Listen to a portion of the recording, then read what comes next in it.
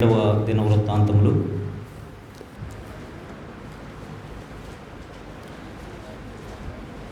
33వ అధ్యాయం. రెండవ దినవృత్తాంతములు 33వ అధ్యాయం.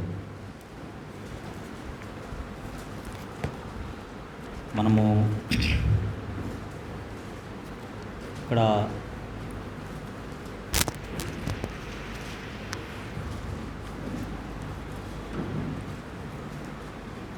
16వ వచనం వరకు, 1 నుండి 16వ వచనం వరకు ఎవరైనా చదివితే తర్వాత మనం వాక్య పరిచయంలోకి వెళ్దాము. దినవృత్తాంతములు, రెండవ దినవృత్తాంతములు 33వ అధ్యాయం. మనస్సే నిలనారంభించినప్పుడు 12 ఏళ్ల వాడై యెరూషలేములో 25 సంవత్సరములు ఏలిన. ఇతడు ఇశ్రాయేలీయుల ఎదుట నుండి యెహోవా వెలుగొట్టిన అన్యజనులు చేసిన హేయక్రియలను అనుసరించి యెహోవా దృష్టికి చెడునడత నడిచాను.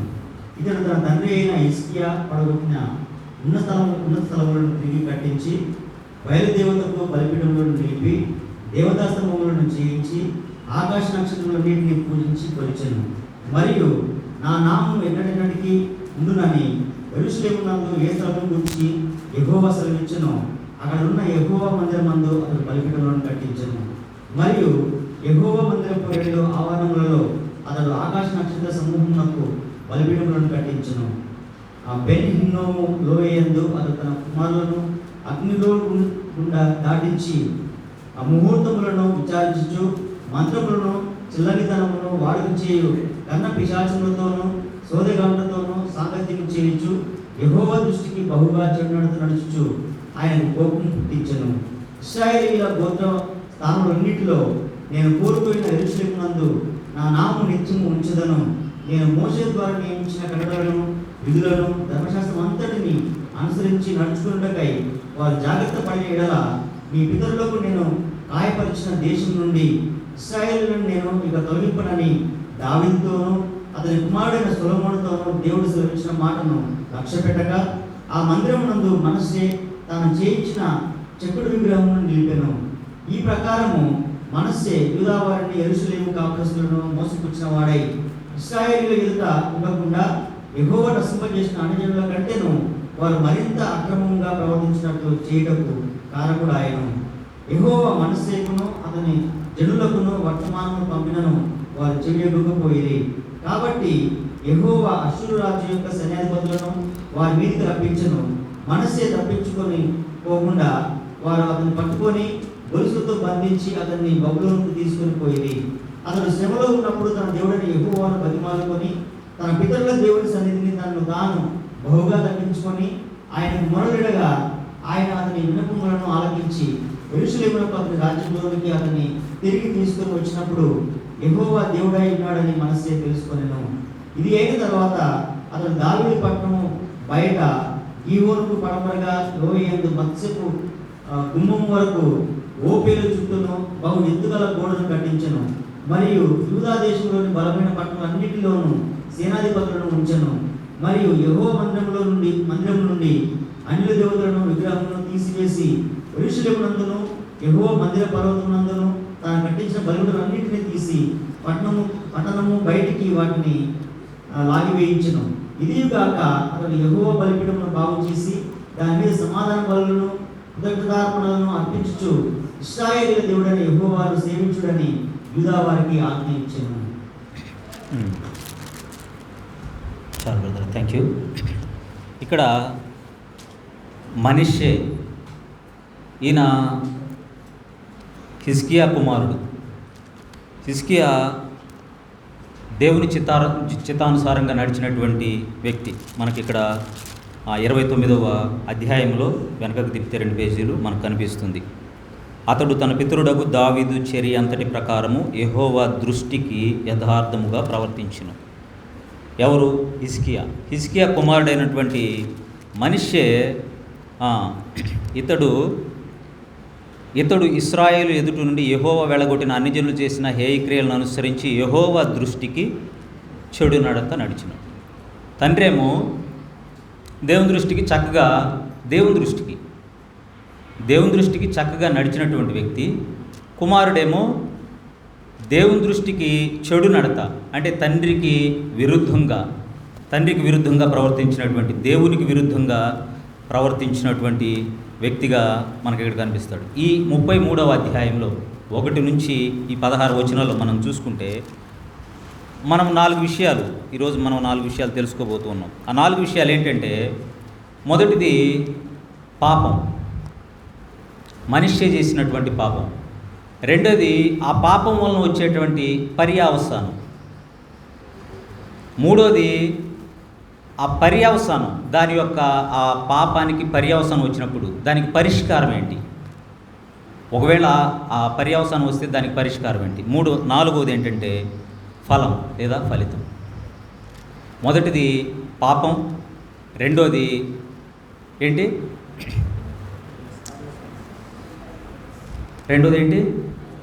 పర్యవసానం అంటే ప్రమాదం. సింపుల్గా చెప్పాలంటే ప్రమాదం, తర్వాత పరిష్కారం, నాలుగవది ఫలితం. అయితే మొదటి విషయం మనం చూస్తే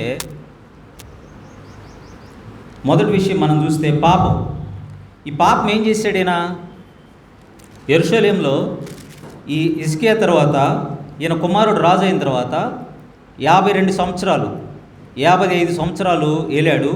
ఇశ్రాయేలు ఎదుటి నుండి ఎవరినైతే, ఏ దేవుడైతే వారు మరి అన్ని జనుల్ని తోలేశాడో లేకపోతే పంపించేశాడో వాళ్ళ పాపాన్ని బట్టి, వాళ్ళ హేయ క్రియలను బట్టి ఈయన అనుసరిస్తూ యెహోవా దృష్టికి చెడు నడత నడిచెను. ఇది చేసిన పాపం. యెహోవా దృష్టికి చెడు నడత నడిచాడు. అన్ని ప్రజలు ఎవరైతే ఉన్నారో, అన్ని ప్రజల్ని ఏ దేవుడైతే తోలేశాడో వాళ్ళ పాపాన్ని బట్టి వాళ్ళని అక్కడ లేకుండా చేశాడో, వాళ్ళని తరిమేశాడో,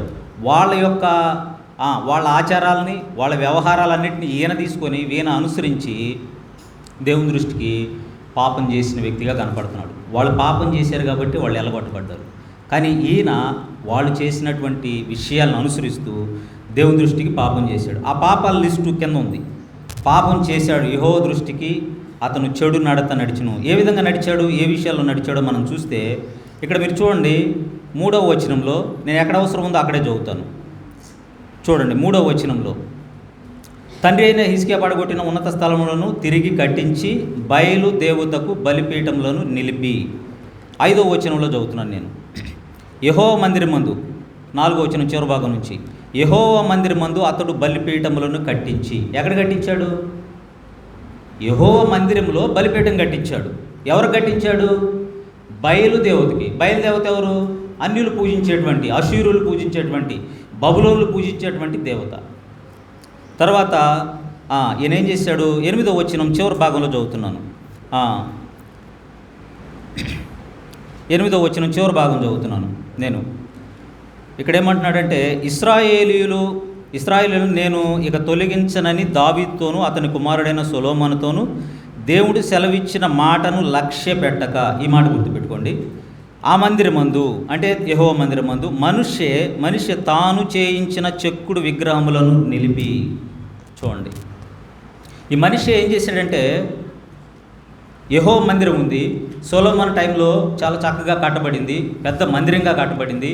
ఆ మందిరాన్ని చూడడానికి మరి నలుదిక్కుల నుండి ఎంతోమంది రాజులు, ఎంతోమంది జ్ఞానులు అక్కడికి వచ్చేసి ఆ మందిరాన్ని తిలకించి, ఇంత గొప్ప దేవుడు, ఇంత ఉన్నతమైనటువంటి మందిరాన్ని మీరు కట్టడానికి మరి కారణం ఆ దేవుడి యొక్క గొప్పతనాన్ని రిప్రజెంట్ చేసేటువంటి ఆ మందిరాన్ని చూసి వాళ్ళు ఎంతో ఆనందించేవాళ్ళు. అన్యులు కూడా ఆ మందిరానికి వచ్చి పూజించడానికి, ఆ మందిరానికి వచ్చేసి దేవుని యొక్క సన్నిధానాన్ని గడపడానికి ఇష్టపడేవాళ్ళు. నపుంసకుడు ఉన్నాడు కదా మనకి యాక్ట్స్లో, అపోస్తుల కార్యంలో కనపడుతుంది. ఆయన కూడా మందిరాన్ని దర్శించడానికి వచ్చేవాడు. ఆయన అన్యుడు. ఆయన కూడా అంటే అన్యులు కూడా దాన్ని ఆకర్షించి దేవుని సన్నిధాన్ని చూడాలని ఆశతో వచ్చేటువంటి ఆ గొప్ప ఆ మందిరంలో ఈయన ఏం చేశాడంటే, తండ్రికి విరోధంగా, దేవునికి విరోధంగా ఈయన విగ్రహాలు చేయించి బలిపీఠాలు కట్టించి ఆ విగ్రహాలని ఆ మందిరంలో ఎక్కడో కాదు, బయట కాదు, వెలుపల కాదు, అంటే దేవునికి ప్యారలల్గా కాదు, కానీ దేవుడు ఉండేటువంటి స్థలంలోనే, దేవుని సన్నిధానం ఉండేటువంటి స్థలంలోనే బలిపీఠం కట్టించి దాని మీద విగ్రహం పెట్టి దాన్ని పూజించడం మొదలుపెట్టాడు. అంటే రాజు చేస్తే ప్రజలు చేయరా? యథారాజు తదా ప్రజ. రాజు చేస్తే ప్రజలు చేయరా? అందుకే ఆయన కింద ఏమని ఉంటుందంటే, 9వ వచనం చివరి భాగంలో ఏమంటే, యెహోవా నశింపజేసిన అన్ని జనుల కంటే వారు మరింత అక్రమముగా ప్రవర్తించున్నట్లు చేయుటకు కారకుడాయను. ఆ ప్రజలందరూ కూడా పాడైపోవటానికి, ఆ ప్రజలందరూ కూడా విగ్రహాలను ఆరాధించడానికి, ఆ ప్రజలందరూ కూడా దేవునికి విరోధంగా ప్రవర్తించడానికి ఈయన కారకుడయ్యాడు. ఈయన ఆ విగ్రహాలని దేవుని సన్నిధానంలో నిలిపి మరి పూజించాలనే ఆలోచన ఈయనకి ఏ విధంగా వచ్చిందో చూడండి. ఇక్కడ మనం గమనిస్తే ఈ పాపము అనేది సాతాను యొక్క ట్రిక్స్, సాతాను యొక్క కుతంత్రం, సాతాను యొక్క ఆలోచన. పాపం చేయించడం, అతను పాపం చేశాడు. లూసిఫర్గా ఉన్నటువంటి ఈ ఒక ఏంజలిక్ బీయింగ్, ఆయన దేవుని సన్నిధానంలో ఉండేటువంటి ఒక గొప్ప ర్యాంకు కలిగినటువంటి ఏంజిల్, ఆయన దేవునికి విరోధంగా గర్వించి దేవుని స్థానానికి సమానమైనటువంటి స్థానాన్ని కోరుకొని ఆయన త్రోసివేయబడి పాపంలో పడిపోయాడు. ఆ పాపిగా ఆయన కింద పడిపోయినప్పుడు ఆ వ్యక్తి, ఆ దూత, అతను దేవుణ్ణి ఎలాగైనా హింసించాలి, దేవుణ్ణి ఎలాగైనా శోధించాలనే ఉద్దేశంతో దేవుని ప్రజలే ఎవరైతే ఉన్నారో వాళ్ళని శోధించడం ద్వారా, వాళ్ళని పాపంలోకి నడిపించడం ద్వారా, తను పాపం చేస్తూ వాళ్ళని పాపంలోకి ప్రేరేపించడం ద్వారా దేవుణ్ణి బాధ పెట్టాలని ఒక ఆలోచనతో ఆయన పనిచేస్తున్నాడు. సాతాను ఆ ట్రిక్స్ తోటి, ఆ కుతంత్రాలతోటే పనిచేస్తూ ఉన్నాడు. కనుక ఇక్కడ చేసే పనులన్నీ, ఇక్కడ చేసేటువంటి ఇతని యాక్షన్స్ అన్నీ కూడా, ఇతని ప్రాక్టీస్ అన్నీ కూడా ఎవరికి వ్యతిరేకంగా ఉన్నాయి? మనిషే చేసేటువంటి ప్రాక్టీసెస్, లేకపోతే ఆయన చేసేటువంటి చర్యలు, ఆయన చేసేటువంటి ప్రాక్టీసు, ఆయన ఆ విగ్రహాలు పెట్టడం, విగ్రహాలు బలిపీఠాలు కట్టించడం, వాటికి నైవేద్యాలు పెట్టడం, వాటిని పూజించడం, రకరకాలైనటువంటి విషయాలు ఆయన చేస్తూ ఉన్నాడు. ఇంకా చూడండి, ఇంకా ఏం చేస్తున్నాడంటే ఆయన 6వ వచనంలో చూడండి, బెన్ హిన్నోం లోయందు అతడు తన కుమారులను అగ్నిగుండం గుండా దాటించి. కొన్ని ఆచారాల్లో చేస్తుంటారు కదా, పిల్లల్ని నిప్పుల్లో గుండా దాటిస్తుంటారు, కొంతమంది చిన్నపిల్లల్ని బలులు ఇస్తుంటారు. ఇంతకుముందు కూడా మన దేశంలో ఒక ఆచారం ఉండేది, భర్త చనిపోతే భార్యని మంటల్లో పడేయాలి. బలులు ఇస్తే ఏవి, ఈ లంకి బిందెలు దొరుకుతాయి, నిధులు దొరుకుతాయి అని మనం ఇప్పుడు కూడా వార్తలు చూస్తూ ఉన్నాం. ఇలాంటి ఆచారాలు అన్నమాట. ఇలాంటి ఆచారాలను ఆయన కొనసాగిస్తూ ఇంకా ఏం చేస్తున్నాడు, ముహూర్తములను విచారించుచు మంత్రములను, 6వ వచనం నేను చదువుతున్నాను, ముహూర్తములను విచారించుచు మంత్రములను చిల్లంగితనమును వాడుకు చేయుచు కర్ణపిచాచములతోనూ సోదిగంటలతోనూ సాంగత్యము చేయుచు యెహోవా దృష్టికి బహుగా చెడు నడతనట్టు. చూడండి, ఇవన్నీ కూడా దేవునికి ఈ యాక్షన్స్, ఈ యొక్క ప్రాక్టీసెస్ ఏంటంటే దేవునికి విరోధమైనవి, దేవునికి చిత్తానికి విరోధమైనవి. అందుకే నేను ముందే చెప్పాను, సాతాను యొక్క ట్రిక్స్. సాతాను ఏం చేస్తాడంటే కౌంటర్ ఫిట్. దేవుడు కనుక కౌంటర్ ఫిట్ అంటే ప్రత్యామ్నాయం చూపిస్తాడు. సాతాను ఎప్పుడు కూడా మనల్ని ప్రత్యామ్నాయంలో నడిపించడానికి ట్రై చేస్తూ ఉంటాడు.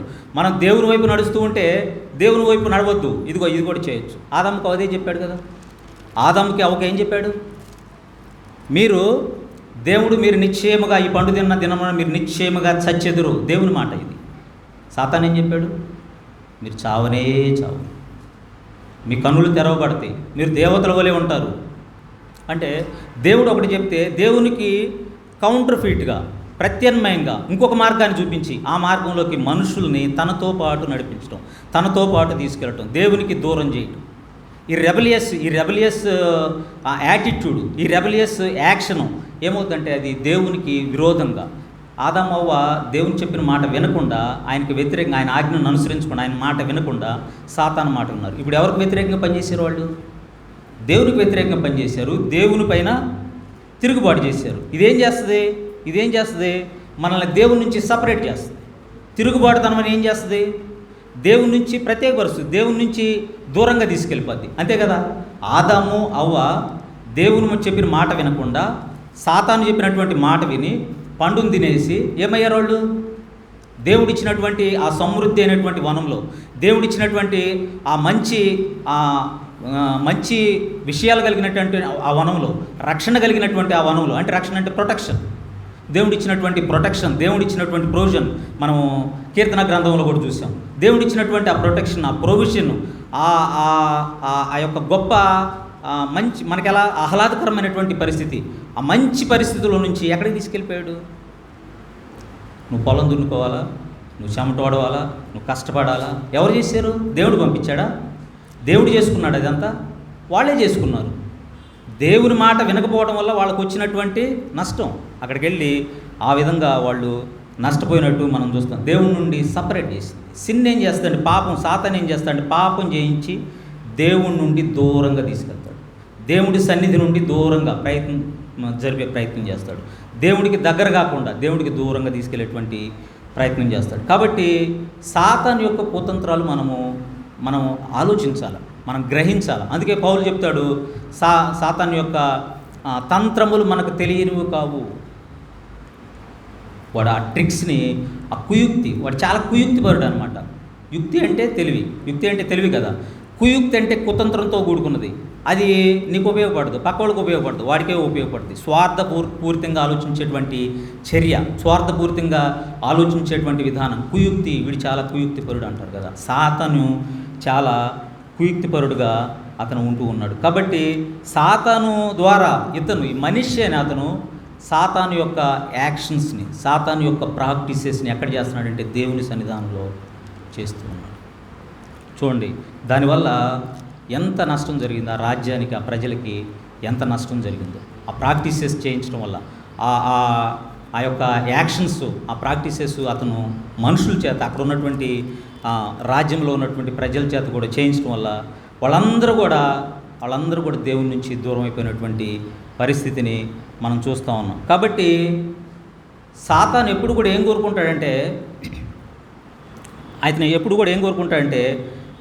He wants to be a God in our lifes. మన జీవితాల్లో అతడు దేవుడుగా ఉండాలనుకుంటాడు. హీ వాంట్స్ ఆయన ఏం కోరుకుంటాడు? He wants hour worship. మన యొక్క ఆరాధనను కోరుకుంటాడు, మన యొక్క సర్వీస్ను కోరుకుంటాడు. మనం అతనికి సేవ చేయాలి, మనం అతన్ని ఆరాధించాలి, అతన్ని దేవుడిగా పెట్టుకోవాలి. దేవుడిగా పెట్టుకోవడం అంటే ఏంటి? ఇప్పుడు అదే కదా చేశాడు మనిషి ఏం చేస్తున్నాడు? విగ్రహాన్ని తీసుకొచ్చి దేవుని సన్నిధానంలో పెట్టేసి విగ్రహాన్ని ఆరాధిస్తున్నాడు.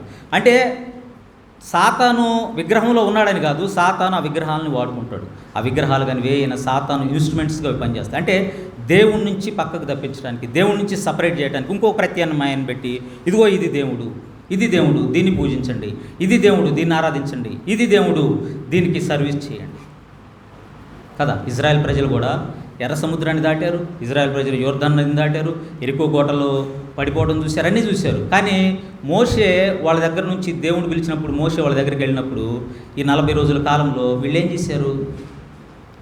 ప్రత్యామ్నాయంగా ఇమ్మీడియట్గా వాళ్ళని సాతాను ఏం చేశాడు? డైవర్ట్ చేశాడు. ఆ దూడను బంగారపు దూడను చేసుకొని ఆ బంగారపు దూడకు మొక్కడం, ఇదే మనల్ని తప్పించింది, ఇదే మనల్ని కాపాడింది, ఇదే మనల్ని విడుదల దయచేసింది, ఈ దూడనే మనం పూజిద్దాం, ఈ దూడనే మనము ఆరాధిద్దామనే విషయంలోనికి వాళ్ళు వెళ్ళిపోవడం జరిగింది. కాబట్టి మనకి ఎప్పుడు కూడా సాతాను ఏం చేస్తాడంటే మనల్ని ఎప్పుడు దేవుని నుంచి దూరం చేసేటువంటి ప్రయత్నం చేస్తాడు. కాబట్టి చూడండి, ఇప్పుడున్న చర్చెస్లో చాలామంది వెళ్తారు కదా, పెద్ద చర్చెస్ ఉంటాయి, చాలా ద్వారాలు ఉంటాయి, పొలోమని అన్ని ద్వారాల్లో గుండా వెళ్తారు, అన్ని ద్వారాల నుంచి బయటకు వస్తారు. ఏం జరుగుతుంది? ఎలా వెళ్తారో అలాగే వస్తారు. మనం చూస్తూ ఉంటే ఇప్పుడున్న రాష్ట్ర పరిస్థితుల్లో కానీ, ఇప్పుడున్నటువంటి పరిస్థితుల్లో కానీ, మనం రెగ్యులర్గా ఆలోచించే విషయాల్లో కానీ మనం చూస్తే, కరోనా దగ్గర నుంచి క్రైస్తవం పెరిగిందండి, క్రైస్తవులు పెరిగారు, ఆరాధనలు పెరిగినాయి, కాంగ్రిగేషన్స్ పెరిగినాయి, బైబిల్ రీడింగ్ పెరిగింది, బైబిల్ స్టడీస్ పెరిగినాయి, కరెక్ట్ పెరిగినాయి. కానీ వీళ్ళలో నిజంగా విశ్వాసం పెరుగుతుందా దేవుని పట్ల? లేకపోతే వీళ్ళ స్వార్థపూర్వమైనటువంటి ఆలోచనలతోటే ముందుకు వెళ్ళి మాకేదో కావాలి, మేమేదో పొందుకోవాలని ఆ స్వార్థపూరితమైనటువంటి ఆలోచనలతో వెళ్తున్నారా? క్రైస్తవం పెరిగింది, విశ్వాసం పెరుగుతుందా? ఆ క్రైస్తవంలో క్రీస్తు ఉన్నాడా లేదా? అందుకే ప్రభు అయిన యేసుక్రీస్తు ఒక మాట అంటాడు. ఏమంటాడంటే, మనిషి కుమారుడు వచ్చినప్పుడు విశ్వాసం కనుగొనునా. మరి ఎంతమంది పెరుగుతుంటే విశ్వాసం ఏమవుతుంది? ఎంతమంది పెరుగుతున్నారు కదా, ప్రపంచం అంతా పెరిగిపోతున్నారు కదా, విపరీతంగా క్రైస్తవం పెరిగిపోతుంది కదా, మరి విశ్వాసం ఎందుకు తగ్గుతుంది? అంటే వీళ్ళు విశ్వాసులు కాదు. వీళ్ళలో చాలామందిలో విశ్వాసము లేదు. గుడ్డు ఉందనుకోండి, కోడిగుడ్డు తెలుసు కదా, గుడ్డుకి చిన్న రంధ్రం వేసేసి దాన్ని అంతా కార్చేసాడు పెట్టామనుకోండి, మీకు తెలియదు దీన్ని ఏమంటారు, దాంట్లో ఎసెన్స్ అంతా తీసేసి ఇక్కడ పెడతాను, దాన్ని ఏమంటారు మీరు? ఏమంటారు మీరు? గుడ్డే అంటారు. మీకు తెలియదు కదా. ఆ గుడ్డుకు వాల్యూ ఎప్పుడు? దానిలో ఆ సబ్స్టెన్స్ ఉన్నప్పుడు, దాంట్లో ఆ సొన ఉన్నప్పుడు. ఆ సొన ఉండాలి. నీలో కూడా విశ్వాసం ఉండాలి. విశ్వాసం లేకుండా దేవునికి ఇష్టమై ఉండలేము. ఆ విశ్వాసం ఉన్నప్పుడు, ఆ ఎస్సెన్స్ ఉన్నప్పుడు, క్రైస్ట్ ఉన్నప్పుడు, అప్పుడు నీకు వాల్యూ. లేదంటే పొలోమని పోయి పొలోమని రావడం, వెళ్తారు వస్తారు, దట్స్ ఇట్, నథింగ్. అందుకే వీళ్ళు ఏ విధంగా చేస్తున్నారంటే మనిషే అన్నిటినీ ముహూర్తాలు చూడటం. మనం చేస్తాం కదా, మనం క్రైస్తవులమే, మనం ముహూర్తాలు చూస్తాం. పంతులు ముహూర్తం చూస్తాడు, పాస్టర్ పెళ్లి చేస్తాడు. Is it right are wrong? చేస్తాం, గ్యారెంటీ. చాలామంది చేస్తారు. ముహూర్తాలు చూస్తే ఇక్కడ ఆయన చూస్తున్నాడు ముహూర్తం. ఈ మనిషిని ఆయన వాళ్ళ తండ్రి అయినటువంటి హిజ్కియా మీదకి దండొచ్చినప్పుడు, అషూరు రాజులు దండొచ్చినప్పుడు ఆయన ప్రార్థన చేస్తే ఒక్క దూతను పంపించి 150,000 మందిని దేవుని ఒక్క దూత హతం చేసినట్టు మనకి కనబడుతుంది. చూడండి, ఒక్క దూత వచ్చి 150,000 మందిని హతం చేసినట్టు మనకి కనబడుతుంది. కాబట్టి అది అలాంటి విషయం కూడా ఆయన చూశాడు. ఆ విషయం కూడా ఆయనకు తెలుసు. మనిషికి ఐడియా ఉంది, విన్నాడు.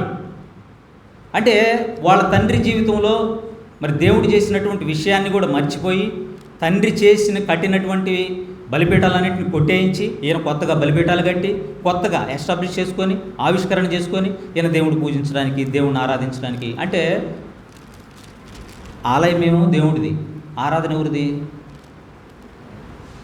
ఆరాధన? మనం సంఘంలో ఉంటాం, సంఘానికి వస్తాం, ఇక్కడ దేవుడు ఉన్నాడు, దేవుని ప్రజెన్స్ ఉందని మనం నమ్ముతాం. కానీ మన ఆలోచనలు ఎక్కడ ఉంటాయి? మన ఆలోచనలన్నీ బయటే ఉంటాయి. మన ఆలోచనలన్నీ బయట చుట్టూనే తిరుగుతూ ఉంటాయి. మనం దేవుని సన్నిధానంలో ఉంటూ దేవుణ్ణి ఆరాధిస్తూ అతను అనుగ్రహించే గిఫ్ట్స్, లోక సంబంధమైనటువంటి బహుమానాలు, లోక సంబంధమైనటువంటి విషయాల పట్ల మనం ఆసక్తి కలిగి ఉంటాం. అదే ఈ కాంట్రాస్ట్ నాకు అర్థం కాదు, చాలాసార్లు అర్థం కాదు. ఇక్కడ దేవుణ్ణి ప్రార్థన చేస్తారు, అడిగేది అవి, ఈయనిచ్చేవి అడగరు, ఈయనిచ్చేవి తీసుకోరు, ఆయన బయట ఇచ్చేవి కావాలి. ఆ కాంట్రాస్ట్ ఏదో నాకు ఇప్పుడు కూడా అర్థం కాదు. ఎందుకు మరి ప్రజలు ఎలాగా అంటే, మనిషిని ఆ సాతాను ఏ విధంగా వాడు ప్రాక్టీసెస్ ద్వారా, వాడి యొక్క ట్రిక్స్ ద్వారా ఏ విధంగా అతన్ని మార్చేశాడో, ఏ విధంగా అతను ఆ విధంగా వెళ్ళిపోయాడో చూడండి. మన వర్షిప్ని ఆ విధంగా సాతాను ఏం చేస్తాడంటే, దేవుడికి చేయవలసినటువంటి ఆరాధనని డైవర్ట్ చేస్తాడు, కౌంటర్ ఫిట్గా చూపిస్తాడు. దేవుడికి ఇవ్వాల్సినటువంటి సమయాన్ని మనం వేరే దానికి ఇచ్చేలా చేస్తాడు. దేవుడికి ఇవ్వవలసినటువంటి శక్తిని, సామర్థ్యాన్ని వేరే వాటికి వినియోగించేలాగా, వేరే వాటికి వెళ్ళేలాగా చూస్తాడు. దేవునికి రానివ్వకుండా వాడు అడ్డుపడుతూ ఉంటాడు. ఆ ట్రిక్స్, ఆ కుయుక్తి మనం గ్రహించాలనేది. అయితే ఒకవేళ మనం అలా చేస్తే, ఒకవేళ మనము ఆ విధంగా పాపంలో పడిపోతే దానికి తప్పకుండా పర్యవసానం, ప్రమాదం అనేది ఉంది. మనము సాతాను యొక్క కుతంత్రాలను గ్రహించి నడుచుకున్నప్పుడు తప్పకుండా మనము వాటిని ఎదుర్కోగలం, వాటిని గ్రహించి తిరిగి దేవుని వద్దకు రాగలుగుతాము. రెండవది ఏంటంటే పర్యవసానం. పాపం వల్ల వచ్చేటువంటి పర్యవసానం చూడండి.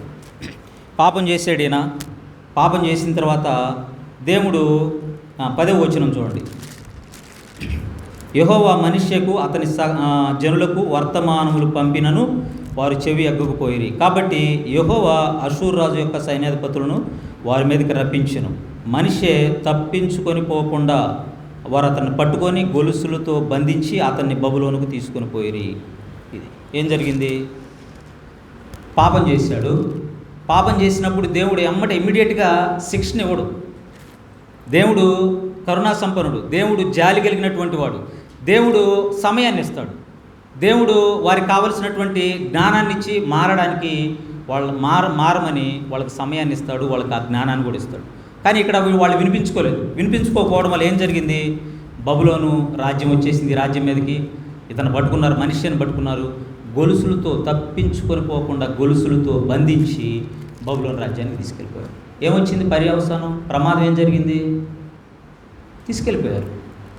రాజు శత్రువుల చేతికి దొరికిపోయాడు. అయితే ఈ విధంగా మరి ఈయన పాపం చేసినప్పుడు, ఈ విధంగా పాపం చేసినప్పుడు దేవుడు కూడా ఎక్కడా కూడా ఎవరైనా సరే పాపాన్ని దేవుడు ఉపేక్షించడు. ఫస్ట్ అది మనం గుర్తుపెట్టుకోవాలి. అది బిలీవర్స్గా ఉన్నా బిలీవర్స్ కాకపోయిన వాళ్ళైనా ఎవరైనా కూడా పాపం చేసేంటే దేవుడు ఉపేక్షించడు. దానికి లెక్క అప్పచెప్పాల్సిందే. Every creature accountable to creator. ఆ దేవుడికి లెక్క అప్పచెప్పవలసిందే. అందుకే ఆయన ఏం చేస్తాడంటే పాపాన్ని ఉపేక్షించే దేవుడుగా ఆయన లేడు. మనము చూస్తే ఈ సాతానే వెలుగు దూతలుగా అక్కడ ఉన్నటువంటి దేవుని సన్నిధానంలో మరి ఉన్నటువంటి ఆ దేవదూతలు పడిపోయినప్పుడు వాటిని విడిచిపెట్టల. దేవదూత పడిపోయినప్పుడు దేవుని సన్నిధానంలో దేవుణ్ణి నిరంతరం స్తోత్రించేటువంటి ఆ దేవదూత మరి దేవునికి వ్యతిరేకంగా పనిచేసినప్పుడు, దేవునికి వ్యతిరేకంగా గర్వించినప్పుడు, దేవుని అధికారాన్ని ప్రశ్నించినప్పుడు దేవుడు వదిలిపెట్టల. యోధా చూడండి, యోధా గ్రంథము, యోధా పత్రిక 1వ అధ్యాయము 6వ వచనం చూడండి. యోధా పత్రిక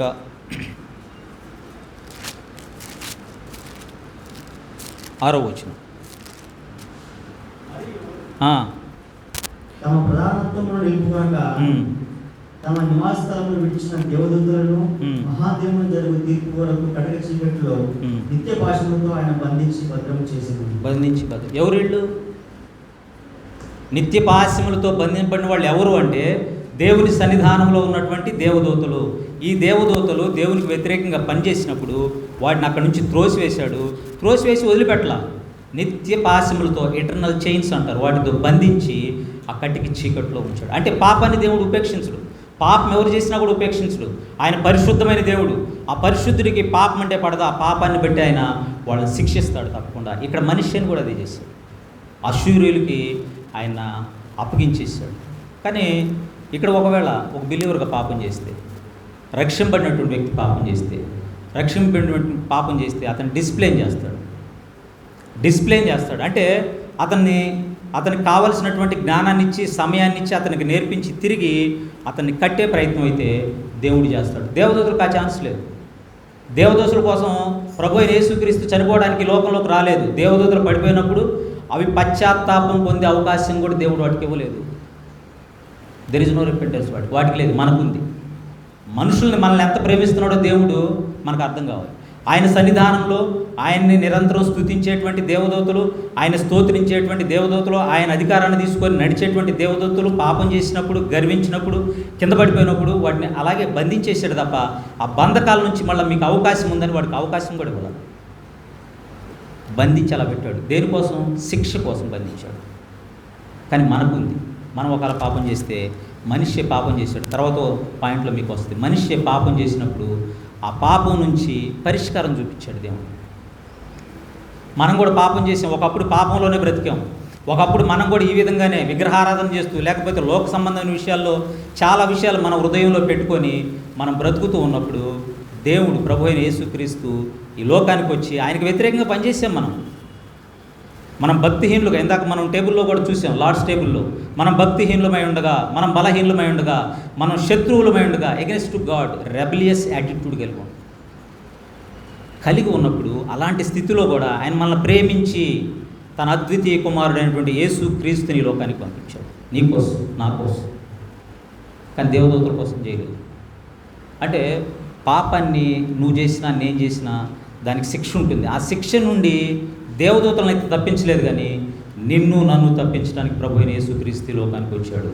ఇప్పుడు క్రీస్తునందున్న వాడికి ఏ శిక్షా విధి లేదు. కారణం ఏంటంటే నువ్వు చేసినటువంటి పాపాలు, నువ్వు చేసినటువంటి అపరాధాలు, నువ్వు చేసినటువంటి ఆ అతిక్రమణలన్నింటిని కూడా, ఆ రెబలియస్ యాటిట్యూడ్ అంతా కూడా ఆయన సిలువలో కొట్టేశాడు. ఆయన తీసుకున్నాడు, ఆయన మీదగా తీసుకున్నాడు, ఆయన అనుభవించాడు ఆ శిక్షని. కాబట్టి మనము పాపం చేస్తే, ఒకవేళ ఇప్పుడు పాపం చేస్తే, బిలీవర్స్గా మనం పాపం చేస్తే, ఆ పాపాన్ని కడుక్కునే అవకాశాన్ని, సమయాన్ని కూడా దేవుడు మనకి ఇస్తాడనే విషయాన్ని గుర్తు చేసుకోవాలి. ఎందుకు పనిష్ చేస్తాడంటే రిస్టోర్ చేయడానికి, మనల్ని తిరిగి కట్టడానికి, నాశనం చేయడానికి కాదు. దేవుడు మనల్ని తిరిగి కట్టడానికే మనకి ఆ పనిష్మెంట్ అనేది ఇస్తాడు. ఇక్కడ మనిషికి కూడా పనిష్మెంట్ ఎందుకు ఇచ్చాడంటే ఆయన్ని తిరిగి కట్టడానికే. నెబుకద్నెజర్ గర్వించాడు. గర్విస్తే ఏమైంది? గర్వించిన వాడికి గడ్డి తినిపించాడు దేవుడు. తెలుసు కదా, గడ్డి తిన్నాడు. నెబుకద్నెజర్ గడ్డి తిన్నాడు, గడ్డి తినిపించాడు దేవుడు. నెబుకద్నెజర్ అంటే బబులోను సామ్రాజ్యానికి, ఆ విస్తృతమైన సామ్రాజ్యానికి ఎంపైర్, చక్రవర్తి. ఆ చక్రవర్తి గర్వించినప్పుడు అతని గర్వాన్ని తీసివేసి అతను మారు మనసు పొందడానికి అతను ఏం చేశాడంటే 7 సంవత్సరాలు అతను అడవిలో ఒక జంతువులాగా తిరిగేలాగా, పశువులు మేసేలాగా చేశాడు. మారు మనసు పొందాడు, తిరిగి వచ్చాడు. దేవుడు కట్టడానికే ఆ శిక్షణ ఇస్తాడు. దేవుడు మనల్ని నిర్మించడానికే, శ్రేష్టమైన వ్యక్తులుగా మార్చడానికే దేవుడు మనల్ని మారుస్తాడు, మనకు ఆ శిక్షణ ఇస్తాడనే విషయాన్ని మనం తెలుసుకోవాలి. రెండోది ఏంటంటే, ఎందుకు దేవుడు పని చేస్తాడు అంటే, ఆయన to maintain the divine authority. ఆయన సార్వభౌముడు, సర్వాధికారి. ఆయన అధికారం కింద మనం బ్రతకాలి.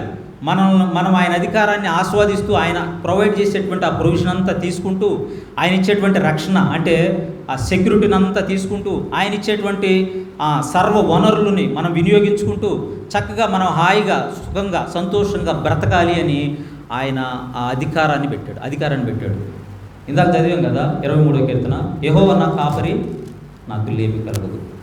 ఆయన మనల్ని ఎక్కడికి నడిపిస్తాడు? మనల్ని శాంతికరమైన జలంలోకి నడిపిస్తాడు. కృపాక్షేమాలే మన వెంట వచ్చేటట్లు చేస్తాడు. అంటే అష్యూరెన్స్ ఆఫ్ సెక్యూరిటీ. ఆయన నిరంతరం సెక్యూరిటీ. ఆ గొర్రెలకు ఏ విధంగా సెక్యూరిటీ ఇస్తాడు, ఆ గొర్రెలకు కావాల్సిన ఆహారాన్ని ఇస్తాడు, ఆ గొర్రెలను కాపాడుతాడు, జబ్బు వస్తే చూస్తాడు, అన్ని సమృద్ధి అంతా చేస్తాడు. ఇప్పుడు గొర్రెమనుకోవాలా, ఈయన దగ్గర ఎప్పుడు ఈయనతోటే నడవాలా, నేను కేడితే నడవాలా, నా ఇష్టం వచ్చి నడిపోతా, అవుతుందా? వెళ్తే ఏమవుతుంది? గొర్రె ఒంటరిగా తప్పిపోతే ఏమవుతుంది? చీల్చివేయబడుతుంది, చనిపోతుంది. దానికి సెక్యూరిటీ లేదు, దానికి సరైన నడిపించే ఇది లేదు.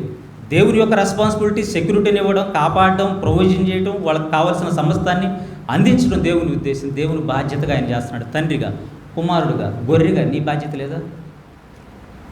గొర్రెకి కూడా బాధ్యత ఉంది. వెంబడించడం, అనుసరించడం, దేవుణ్ణి ఆయన యొక్క అథారిటీని ఒప్పుకోవడం. ఇక్కడ నెబుకద్నెజర్ అథారిటీని ఒప్పుకోవాలా? యెహోవా ఎవడు ఏమన్నాడు? షద్రకు మేషకు అబేద్నెగోలతో ఏమన్నాడు? యెహోవా ఎవడు? నా చేతిలో నుండి మిమ్మల్ని కాపాడువాడెవడు? నేనే సర్వం, నేనే దేవుడు అన్నాడు. అందుకే ఆయన్ని ఆ గర్వించాడు కనుక ఆయన్ని సెట్ చేయడానికి, దేవుడే సర్వశక్తిమంతుడు, దేవుడే మరి సమస్త రాజ్యములను ఏలువాడని నెబుకద్నెజర్ నోటితో చెప్పేలాగా, తెలుసుకునేలాగా అతను మార్చాడు. ఆ గర్వాన్ని తగ్గించాడు. సో అథారిటీని ఒకసారి ప్రూవ్ చేయడానికి, దేవుడు సర్వశక్తిమంతుడు, ఆయనే నిజ దేవుడు, ఆయనే నిత్య దేవుడు, ఆయనే సృష్టికర్త, ఆయనే రాజ్యం చేయుచున్నాడు, తరతరములు రాజుగా ఉన్నాడని తెలియజేయడానికి ఆయన ఒక్కొక్కసారి ఈ డిసిప్లిన్ చేస్తాడు, ఈ పనిష్మెంట్స్ ఇస్తాడు. మనకి టేబుల్ తీసుకున్నప్పుడు మనం ఏమంటూ ఉంటాం? లార్డ్స్ టేబుల్లో పార్టిసిపేట్ చేసే ముందు ఎవడైనాను వివేచనతో పాల్గొని, ఎవడైనా వివేచన లేక బల్లలో చేయి వేసిన ఎడల వాడు ఏం చేస్తున్నాడు? శిక్షావిధికే చేయుచున్నాడు. ఏం చేస్తున్నాడు? వివేచన లేకుండా ఎవరైనా బల్లలో పాల్గొంటే నాది కాదు బాధ్యత, మీ బాధ్యత. మీరు వివేచన లేకుండా ఇందులో పాల్గొంటే శిక్ష మీరు తెచ్చుకుంటారు. మీకు మేలు కలగకుండా మీ పాపాలే కారణం. మీకు మేలు కలగకుండా దేవునికి మనిషికి మధ్యలో అడ్డు వచ్చేది పాపమే. మీ మీదకి మీరు శిక్ష తెచ్చుకుంటున్నారు. శిక్షా విధి కలగకుండాట్లు వివేచనతో ఇందులో పాల్గొనాలి. ఆయన అథారిటీని చూపిస్తున్నాడు. ఇది నేను పెట్టాను, మీరు జాగ్రత్తగా ఇందులో పాల్గొనండి, పరిశుద్ధమైన రీతిలో పాల్గొనండి, పరిశుద్ధమైన రీతిలో దీంట్లో చేయవేయండి, పరిశుద్ధమైనటువంటి విధానంలో ఆచరించండి అని ఆయన మనకి తెలియజేస్తున్నాడు. అథారిటీని చూపించడానికి ఆ శిక్షలు ఎందుకు పెట్టాడు? కొంతమంది రోగులైరి, కొంతమంది నిద్రించిరి. టేబుల్ బల్ల ఉంది కదా 11వ అధ్యాయంలో, కొంతమంది రోగులయ్యారు, కొంతమంది నిద్రించారు. ఎందుకు ఆ శిక్షలు పెట్టాడు? అథారిటీని క్వశ్చన్ చేయకూడదు. ఇక్కడ అథారిటీని నెబుకద్నెజర్ క్వశ్చన్ చేశాడు కనుకనే ఆయన్ని తిరిగి మార్చడానికి దేవుడు మళ్ళీ ఆయన సార్వభౌమత్వాన్ని ఎస్టాబ్లిష్ చేయడానికి ఆయన మనస్సులో మళ్ళీ తిరిగి ఆ విధంగా చేసిన వ్యక్తిగా ఇక్కడ కనపడతాడు. కనుక పాపము సాతాను యొక్క ట్రిక్స్ అని మనం గమనించాలి. దేవునికి కౌంటర్ ఫీట్గా మనల్ని లోక సంబంధమైన విషయాల్లో నడిపిస్తూ ఉంటాడు. ఆ విషయాలు మనం గమనించుకోవాలి. ఒకవేళ మనం గమనించుకోకపోతే దానికి పర్యవసానం ఉంటుంది. పాపానికి పర్యవసానం ప్రమాదం ఉంటుంది. కాబట్టి ఆ ప్రమాదాన్ని మనం తప్పించుకోవాలంటే మూడవ పాయింట్ ఏంటంటే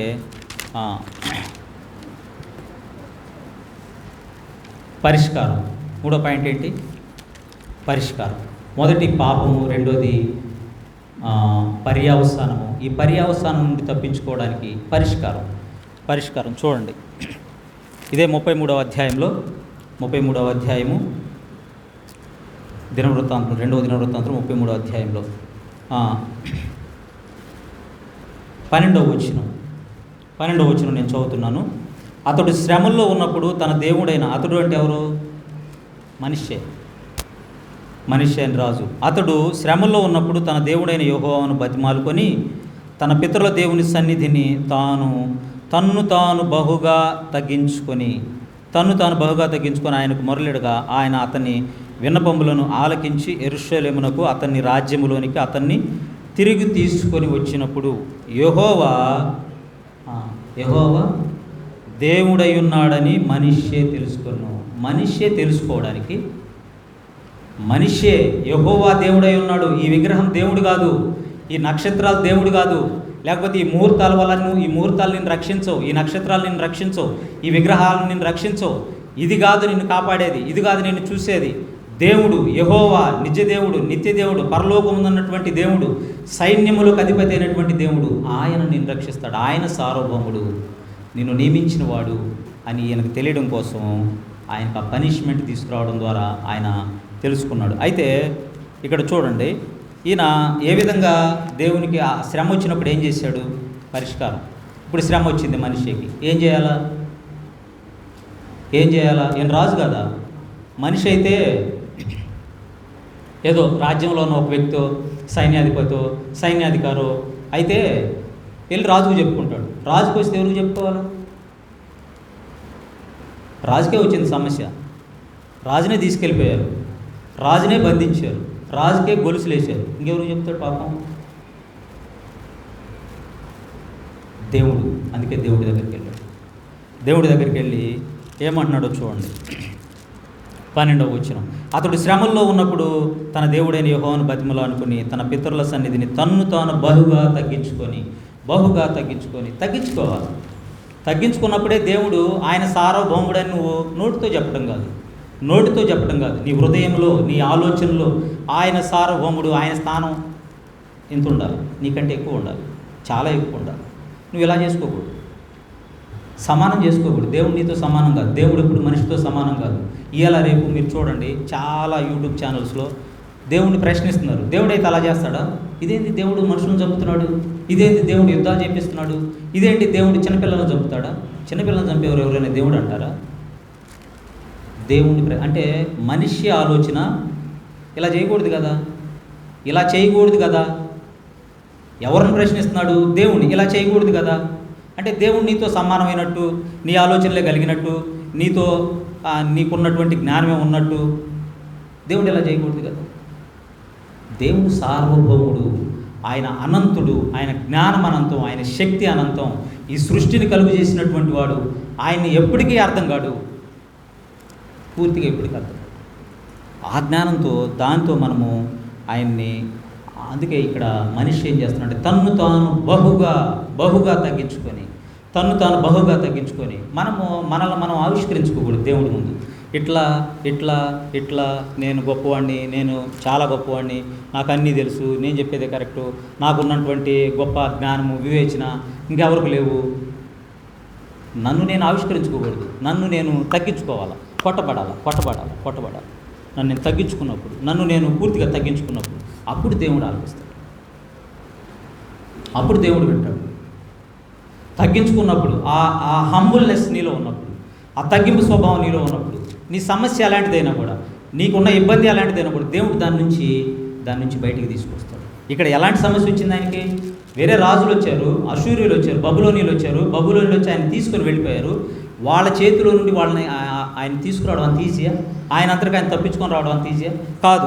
కానీ వాళ్ళు, ఆ బబులోనీయులు ఎలాంటి వాళ్ళు అంటే, ఇర్మియా గ్రంథంలో మీరు చూడండి, వాళ్ళు జాలి లేని వారు, వాళ్ళు క్రూరులు, వాళ్ళు విద్య నేర్చిన వారు, విల్లుని వెక్కు పెట్టడంలో వాళ్ళు ఆరితేరినటువంటి వాళ్ళు. ఆ వచనాలు ఉంటాయి. అలాంటి వాళ్ళ చేతిలో నుండి ఈ మనిషిని బయటికి తీసుకొచ్చి యెరూషలేం పట్టణంలో పెట్టాడు. దేవుడు మన పక్షం ఉండగా మనకి విరోధి ఎవరు? ఎవరి పక్షాన ఉంటాడు దేవుడు? మన పక్షం అంటే మన పక్షం అంటే ఎవరు?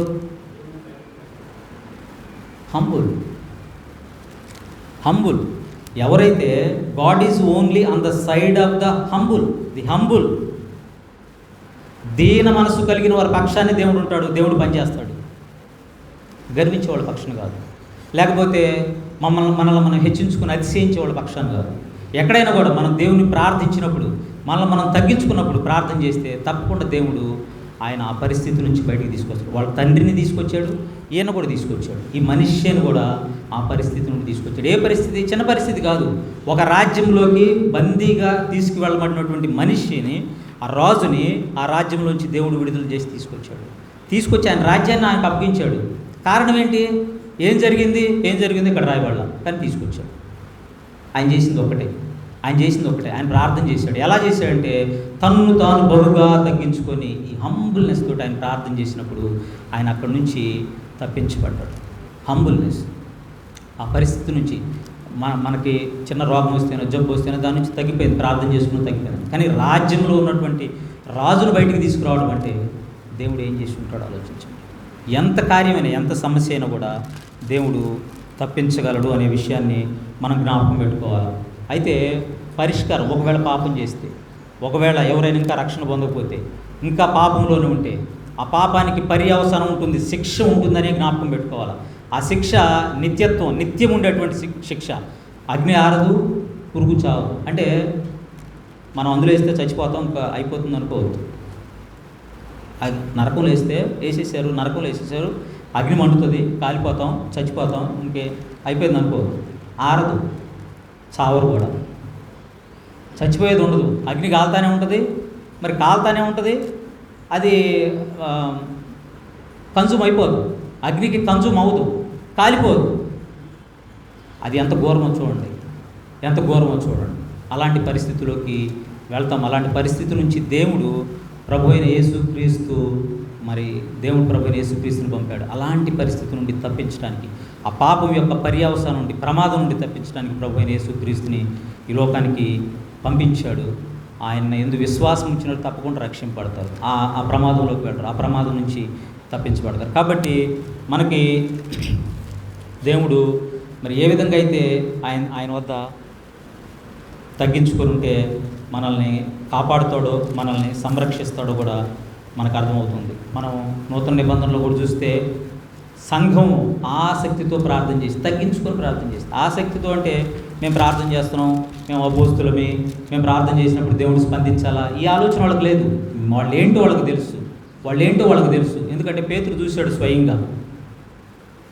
స్వయంగా ఆ హంబుల్నెస్ ఉన్న వాళ్ళకే దేవుడి యొక్క కార్యాలు చూపిస్తాడు, దేవుడి యొక్క ఆలోచన చూపిస్తాడు, దేవుని యొక్క మన జీవితం పట్ల ఆయనకు ఉన్నటువంటి ప్రణాళికని దేవుడు చూపిస్తాడు. పేతురుకి అదే చూపించాడు కదా.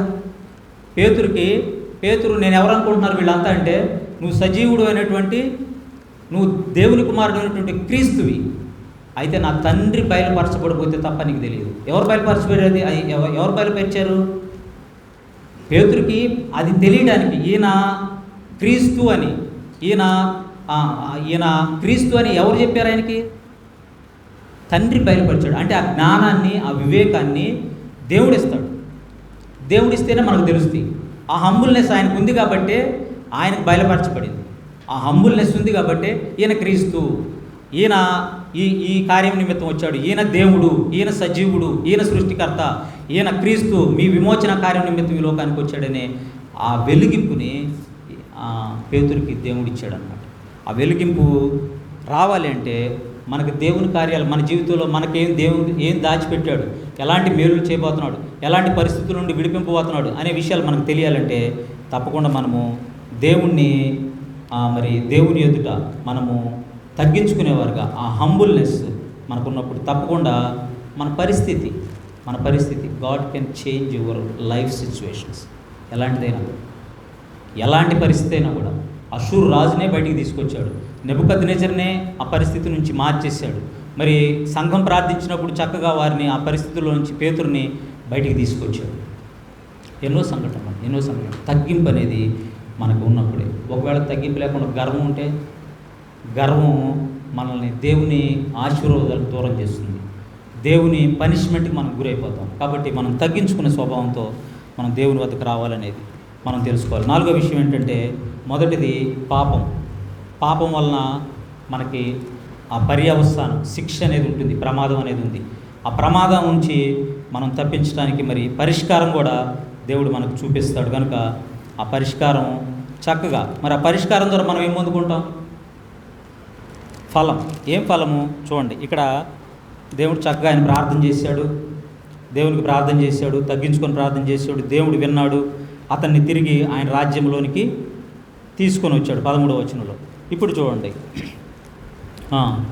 14వ వచనం. ఇది అయిన తర్వాత అతడు దావీదు పట్టణము బయట గిహోనుకు పడమరగా లోయందును మత్స్యపు గుమ్మం వరకు ఓపేలు చుట్టూను బహు ఎత్తుగల గోడను కట్టించెను. మరియు యూదా దేశంలోని బలమైన పట్టణములన్నింటిలోనూ సేనాధిపతులను ఉంచెను. మరియు యెహోవా మందిరము నుండి, ఇది వినండి, మరియు యెహోవా మందిరము నుండి అన్య దేవతలను విగ్రహములను తీసివేసి యెరూషలేమునందు యెహోవా మందిర పర్వతమునందు తాను కట్టించిన బలిపీఠములన్నింటినీ పట్టణం బయటికి వాటిని లాగించివేసెను. ఇదిగాక అతడు యెహోవా బలిపీఠమును బాగు చేసి దాని మీద సమాధాన బలులను కృతజ్ఞత బలులను అర్పించుచు ఇశ్రాయేలు దేవుడైన యెహోవాను సేవించులని యూదా వారికి ఆజ్ఞాపించు. చేంజ్ చూడండి, ఎంత మార్పు వచ్చిందో చూడండి. ఇంతకుముందు ఇదే వ్యక్తి, ఇదే మనిషే, ఇదే రాజు ఏం చేశాడంటే యెహోవా మందిరంలో విగ్రహాలను పెట్టాడు, నక్షత్రాలను పెట్టాడు, వాటిని పూజిస్తున్నాడు, వాటికి నైవేద్యాలు ఇస్తున్నాడు, ముహూర్తాలు చూస్తున్నాడు, బలిపీఠాలు కట్టిస్తున్నాడు, అన్నీ చేస్తున్నాడు. కానీ ఇప్పుడు దేవుడు ఆయన డిసిప్లిన్ చేసిన తర్వాత, ఆయనకి ఆ పనిష్మెంట్ ఇచ్చి ఆయన మారు మనసు పొందేలా చేసిన తర్వాత, మారు మనసు పొందిన ఫలం, మారు మనసుకు తగిన ఫలం చూడండి. ఏం చేస్తున్నాడు? ఏ విగ్రహాలను అయితే పెట్టించాడో ఆ విగ్రహాలన్నింటినీ తీసేయించాడు. ఎక్కడైతే నక్షత్రాలని విగ్రహాలను కొలుస్తున్నారో ఆ ప్రాంతాలన్నింటినీ తొలగించేశాడు. అవన్నీ తీసేసి బయటపడేసేసి ఇదిగాక అతడు యెహోవా బలిపీఠమును బాగు చేసి యెహోవాకు అర్పించవలసినటువంటి బలిపీఠాన్ని బాగు చేసి ఆయనకి కృతజ్ఞతార్పణలు బలులు ఆయన అర్పిస్తూ వచ్చాడు. అంటే మనం ఒకవేళ మనం నిజంగా మారు మనసు పొంది ఉంటే, నిజంగా మనకి దేవుడు నన్ను మార్చాడు, దేవుడు నన్ను రక్షించాడు, దేవుడు నన్ను ఆ ప్రమాదం నుండి తప్పించాడు, నేను రక్షణ పొందాననే ఆలోచన మనకుంటే ఆ మారు మనసుకు సంబంధించినటువంటి ఫలితం అనేది మనం చూపిస్తాం. అది కనబడుతుంది. ఆయన ఏం చేశాడు? అవన్నీ తీసేసి ఏ వ్యక్తి అయితే విగ్రహాలు నిలిపాడో ఆ వ్యక్తి వాటన్నిటిని తీసేశాడు. ఏ వ్యక్తి అయితే మనము రక్షింపడకముందు మనం చాలా విషయాలు చేశాం, అంటే చాలా విషయాల్లో మనం ఉన్నాం, లోక సంబంధమైన విషయాల్లో చాలా విషయాల్లో వాటిని నమ్మాము, వాటిని అనుసరించాము, వాటి ప్రకారం చాలా బ్రతికాము. కానీ మారు మనసు పొందిన తర్వాత, రక్షణ పొందిన తర్వాత మనలో చేంజ్ ఉందా? మనలో ఉన్నటువంటి ఆ విగ్రహాలు, మన శరీరంలో ఉన్నటువంటి, మన హృదయంలో ఉన్నటువంటి ఆ విగ్రహాలని మనం తొలగించుకున్నామా? కొత్త ఎస్టాబ్లిష్ చేసుకున్నామా? నూతన స్వభావానికి తగినటువంటి దేవుని సంబంధమైనటువంటి ఆయన ఆరాధించేటువంటి విషయాలతో మనం నింపుకున్నామా? మీ దేహము దేవునికి ఆలయమై, మీరు దేవుని ఆలయమై ఉన్నారు. మీరు ఈ శరీరం, ఈ శరీరం దేవునికి ఆలయం ఉంది. ఆలయంలో దేవుడు ఉన్నాడు, పరిశుద్ధాత్మ దేవుడు ఉన్నాడు. ఈ ఆలయంలో మరి ఇంకొకటి ఉండొచ్చా? ఈ ఆలయంలో ఇంకోటి ఉండొచ్చా? మనిషే పెట్టాడు కదా. దేవుని ఆలయంలోనే, దేవుని సన్నిధానం ఉండే ఆలయంలోనే ఏం పెట్టాడు? విగ్రహం తీసుకొచ్చి పెట్టాడు, నక్షత్రాలను పెట్టాడు, బలిపీఠాలను పెట్టాడు, ముహూర్తాలు చూశాడు, అన్నీ పెట్టాడు. దేవుడు తప్ప అన్నీ పెట్టేశాడు.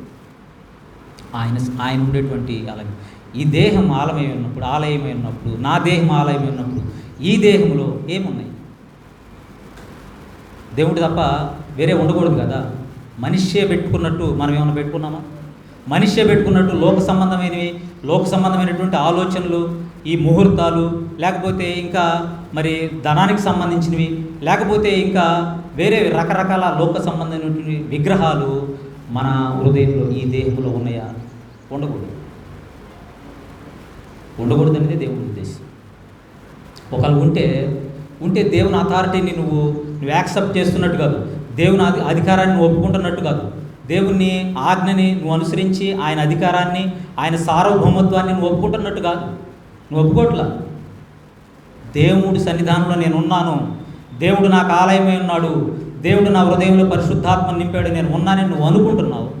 కానీ ఆయన అధికారాన్ని ఎక్కడ ఒప్పుకుంటున్నావు? అవి ఉంటే, వేరే ఉంటే నువ్వు దేవుని అధికారాన్ని అంగీకరిస్తున్నటువంటి వ్యక్తివి కాదు, దేవుని ఆజ్ఞను అనుసరిస్తున్నటువంటి వ్యక్తివి కాదు. దేవుణ్ణి నీ మనసులో పెట్టుకొని మరి ఆ ప్రకారంగా దేవునికి ఆలయముగా పరిశుద్ధంగా ఉంటున్నటువంటి వ్యక్తివి కాలేవు, మనం కాలేము. మనిషే ఆ విగ్రహాలన్నింటినీ తీసేశాడు. మన హృదయంలో ఒక అలాంటి విగ్రహాలు ఉంటాయి. ఈ దేహం ఆలయమై ఉన్నప్పుడు ఈ హృదయంలో ఇంకా విగ్రహాలు ఏమైనా ఉంటే వాటన్నిటిని మనము తొలగించేసుకోవాలి. తొలగించేసుకున్నప్పుడే దేవుడు మనల్ని చక్కగా దీవిస్తాడు, ఆశీర్వదిస్తాడు. కాబట్టి మనం జ్ఞాపకం చేసుకోవాలి,